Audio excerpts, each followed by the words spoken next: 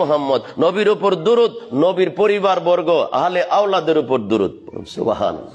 কেন নবীর আওলাদ এখানে আসবে? নামাজ তো আল্লাহর, ও নবীর আওলাদের কথা আমরা নামাজে কেন স্মরণ করব? এরপরে আপনি বলতেছেন কামা সাল্লাইতা আলা ইব্রাহিম, নামাজে আনছেন ইব্রাহিম নবী। আমার নামাজে ইব্রাহিম নবী কেন আসবে? আমি তো ইব্রাহিম নবীর উম্মত না। ইব্রাহিম নবীর নাম আমার এত বড় ফরজ নামাজের মধ্যে ইব্রাহিম নবীর নাম নিব কেন?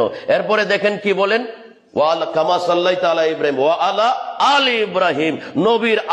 ইব্রাহিম নবীর আওলাদের উপরেও দরুদ সালাম। সুবহানাল্লাহ।